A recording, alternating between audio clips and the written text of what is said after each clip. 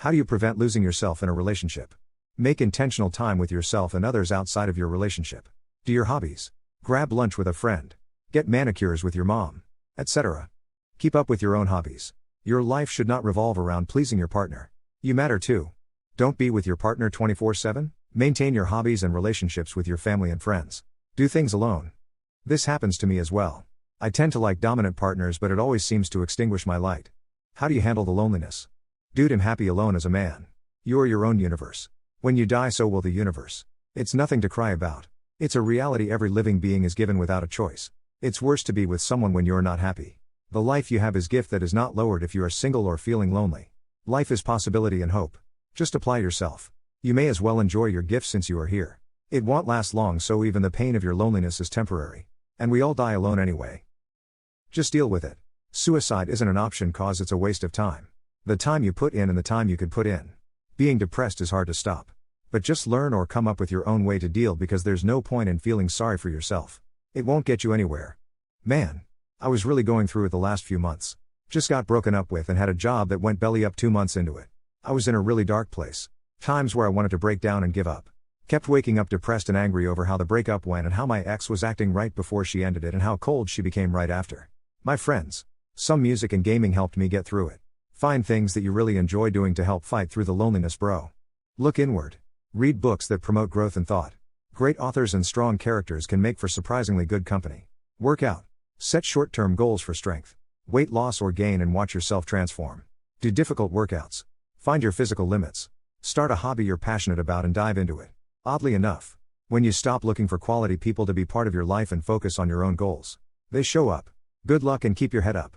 Ladies, how would you react, or how have you reacted to meeting the woman your father cheated on your mom with? I mean, she's not gonna be my favorite person in the world. But like my dad, up here, I'd just be how I would be to any other random person. Well, there were several women, and I have no idea whether they even knew he was married. No clue how I'd react. She has been my stepmom since 1980 and I love her very much. Whenever I see her, I smile and hug her. I said I'm old_improvement. I think you might have known my father knew _improvement? After I got confirmation, I told her to get out of my face before I call my sister. I call one mom. I lost my, at one when I was 19. I haven't met the rest. Considering my dad did this, I'd rather not meet her. If she didn't know he was married, I would have been respectful and eventually may have had a relationship with her. If she knew he was married, then I would have treated her with the same disdain I would have shown my father. I don't like manipulative people. No aggression or toxicity, but I wouldn't really respect or befriend her for being with a married man. Honestly, she's cool as, and a better match for him than my mom, and I'm glad they're still together. I'm the other woman. My dad cheated on my mom with me. I was very young and had no control over it. But I hated myself all the same. Now I've come to terms and I like myself. Honestly, I wouldn't react well at all. I'd call that lady everything but a child of. Okay, I want to install Bumble. What are some things I should avoid? First, use your real picture and be yourself. Be proactive in conversation. Boom, get ghosted or ignored from the start. Next, make a new profile. Snag pictures of some handsome East European underwear model. Obviously better looking than you. Message girls with vulgarity instead of "oh hey, you like that band? Me too. I was roommates with the drummer in Quad." Say "yo, you best be down to FCK tonight," and FCK the small talk, "give me your number before I get bored," in Quad. Watch in amazement and despair as you get phone numbers from 98 out 100 of them. Then realize the nature of social media apps and the consequences of online dating. Uninstall and lament that you learned the black pill. Woman answering. I've met my last 3 long-term partners from Bumble. In my opinion, it's the best app. Though I could just be lucky. Just have a variation of pics, 4 or more, and at least something in your bio. I'd swipe left on no bio for lack of effort. Avoid women that waste your time. I'm always shocked at how disengaged the women on apps can be. I match the other person. If they send a paragraph, I reply as much too.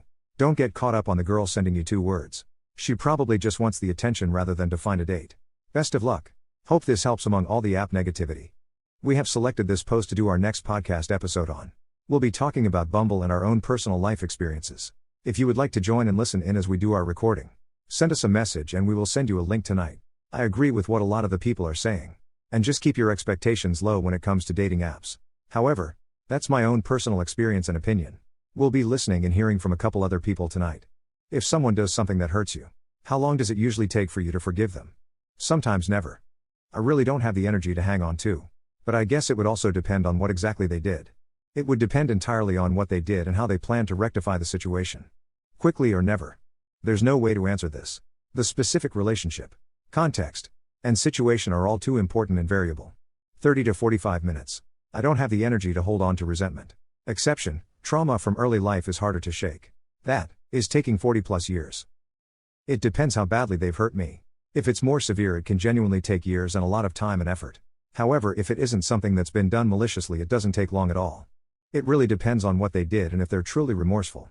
I typically am not one to hold grudges or stay mad for long, but if you completely disobey my trust in a really bad way, don't apologize and try to make it right, then I'm completely done with you. It usually does not take very long to forgive someone for hurting you. Depending on the severity of the hurt, it could take anywhere from a few minutes to a few days. However, if the action is unforgivable, then it could take weeks, months, or even years to forgive someone.